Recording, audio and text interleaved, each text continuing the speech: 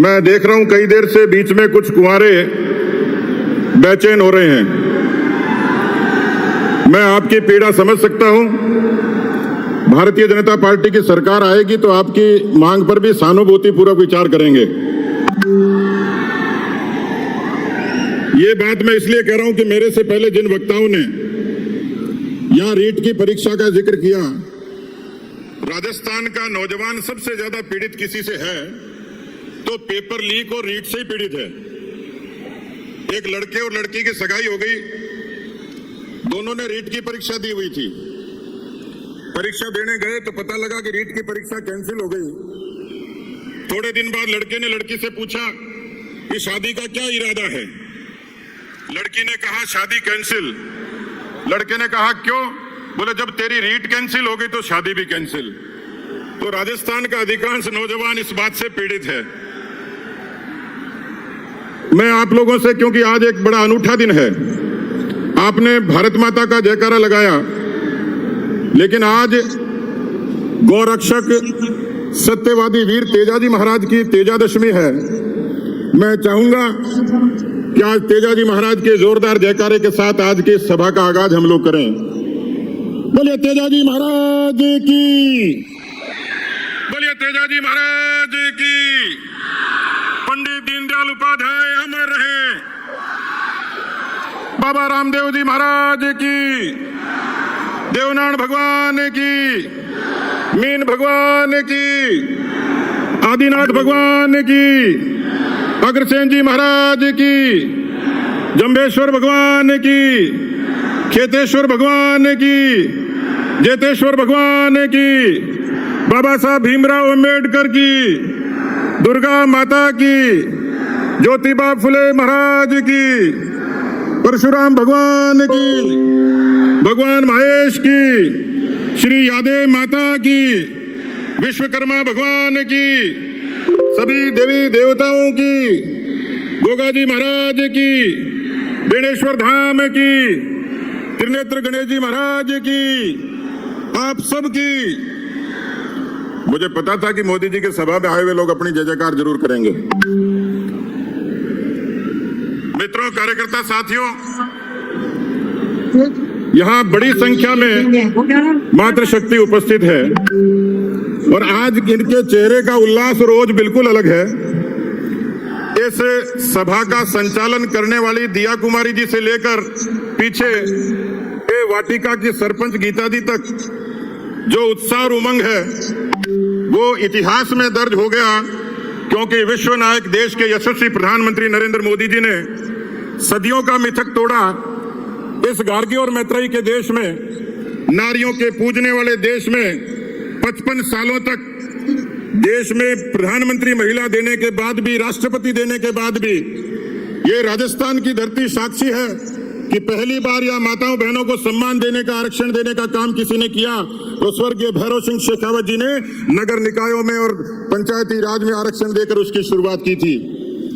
पूरे दुनिया ने देखा आज भारत की महिलाएं किस तरीके से चूल्हे चौके से और लावणी से बाहर निकलकर फाइटर प्लेन उड़ाती हैं। मैं देश के प्रधानमंत्री जी का अभिनंदन करूंगा कि लोकसभा और विधानसभा में उनको आरक्षण देकर पूरी दुनिया के सामने भारत की नारी शक्ति की एक मजबूत मिसाल पेश करी है। किसान सरदारों, यहाँ चर्चा हो रही थी किसानों की बदहाली की। मैं कल देख रहा था राहुल गांधी जी की प्रेस कॉन्फ्रेंस, 2 दिन पहले वो भी यहाँ आए थे।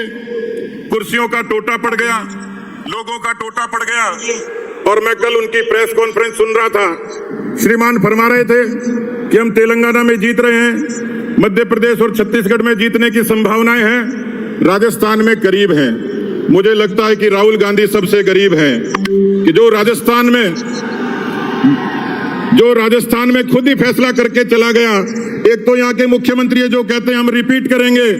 अशोक जी, किसानों के साथ जो ठगी करी, नौजवानों के साथ जो वादा खिलाफी की, मातृशक्ति का जो अपमान किया, दलितों, वंचितों का और पिछड़ों का जो असम्मान किया, राजस्थान की जनता आपको रिपीट नहीं, राहुल गांधी समझदार आदमी है, सच बोलता है, उसने करीब कहा है राजस्थान की जनता तो आपको परमानेंटली डिलीट करने वाली है। मित्रों, आपका जोश, उमंग और उत्साह इस बात का संकेत देता है भारतीय जनता पार्टी की जन आक्रोश यात्राएं नहीं सहेगा राजस्थान। और अब परिवर्तन संकल्प यात्राओं ने पूरे राजस्थान में बदलाव का एक जनज्वार खड़ा किया है।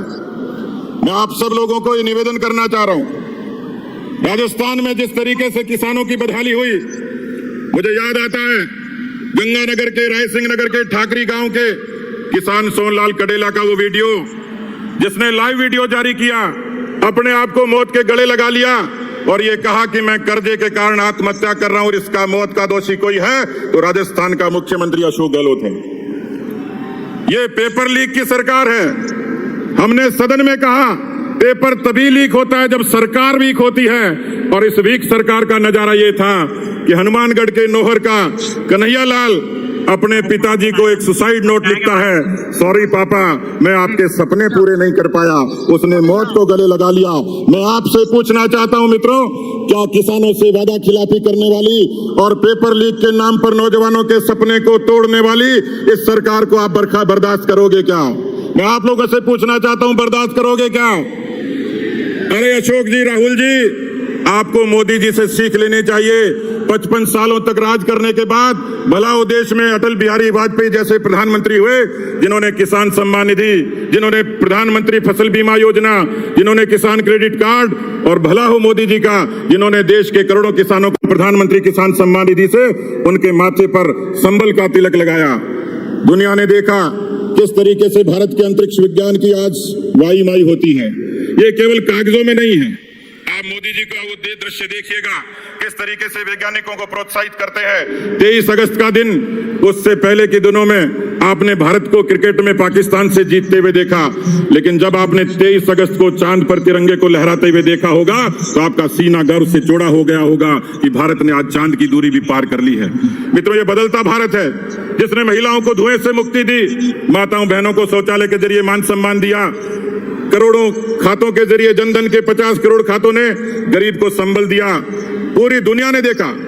मुझे अच्छे तरीके से याद है, दुनिया के अखबार, दुनिया के चैनल इस बात की शर्त लगाते थे कि कोरोना में सबसे पहले बिखरेगा कोई देश, उस देश का नाम होगा हिंदुस्तान। लेकिन मोदी जी के नेतृत्व में 140 करोड़ लोगों को महफूज करने का काम देश के यशस्वी प्रधानमंत्री नरेंद्र मोदी जी ने किया। 80 करोड़ लोगों के आंसू पहुंचे और उनके घर तक राशन पहुंचाया। यही बदलता भारत है मित्रों। लेकिन मेरे क्षेत्र के यूक्रेन के एक मेडिकल स्टूडेंट ने एक बड़ा जोरदार किस्सा सुनाया।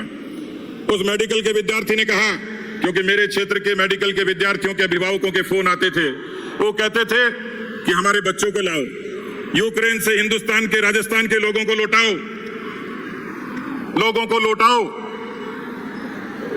तो जो लोग थे उम्मीद रखते थे, हम भी फोन करते थे, मेल करते थे, लेकिन मुझे उस हिंदुस्तान के उस विद्यार्थी ने कहा, क्योंकि मेरी तो क्षमता नहीं थी, पर मैं देश के प्रधानमंत्री का अभिनंदन करना चाहूंगा, उन्होंने 4 मंत्रियों की तैनाती करी, वायुसेना के हवाई जहाज हंगरी और पोलैंड भेजे, लेकिन जो लोग वहां फंसे हुए थे उस युद्ध की विभीषिका में, उनको अपनी जोखिम में आना था। जब वो मेडिकल का बच्चा सकुशल आया तो मैंने उससे पूछा कि भाई तुम हंगरी और पोलैंड की सीमा तक कैसे आए? उन्होंने कहा, हमने सुना था कि मोदी जी ने देश का बड़ा नाम किया है, देश का मान ऊंचा किया है। मोदी जी का हेलीकॉप्टर सीधे आपके पास ही आने वाला है, आप थोड़े दिन दिल को थाम कर रखिएगा। मैंने मेडिकल के विद्यार्थी से पूछा कि बंकर से बाहर कैसे निकले? उन्होंने कहा, हमने एक सफेद कपड़े का टुकड़ा लिया, उसको तिरंगे से रंगा, और भारत के सभी विद्यार्थी बंकर से जब यूक्रेन की सड़कों पर निकले तो एक चमत्कार देखा। रूस की बमबारी बंद हो गई, यूक्रेन की गोलीबारी बंद हो गई, हिंदुस्तान के सारे लोग महफूज हंगरी और पोलैंड की सीमा पर और भारत की सीमा तक सुरक्षित पहुंच गए। यही मोदी जी का बदलता भारत है। मित्रों, कार्यकर्ता साथियों, माताओं बहनों, किसान भाइयों, मुझे लगता है कि राजस्थान की जनता बदलाव चाहती है और एक इस तरीके का ऐतिहासिक बदलाव चाहती है। जिस तरीके से जनधरणा के आधार पर सत्ता बदली, जन आक्रोश के जरिए सत्ता बदलेगी और मोदी जी का नाम और काम राजस्थान की आवाम के लिए संबल का काम करेगा। आप सब लोग इतनी बड़ी तादाद में भारतीय जनता पार्टी के और देश के महबूब नेता का स्वागत करने के लिए आए हैं। मैं आप सबका अभिनंदन करता हूं। बोलिए भारत माता की। मैं अपनी बात को एक नारे के साथ खत्म करूंगा।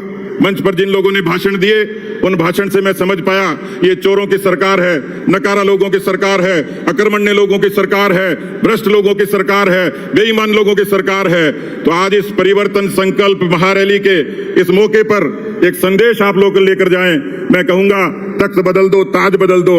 आप कहेंगे बेईमानों का राज बदल दो। तख्त बदल दो, ताज बदल दो। देखिए, आपकी आवाज सोनिया गांधी के कान तक जानी चाहिए और अशोक गहलोत की कुर्सी के पाए आपके नारे से हिल जाने चाहिए। तख्त बदल दो, ताज बदल दो। तख्त बदल दो, ताज बदल दो। बहुत बहुत धन्यवाद। 4 स्थानों से निकली परिवर्तन संकल्प यात्रा। मेरी दाईं ओर जो लोग बाहर सर्विस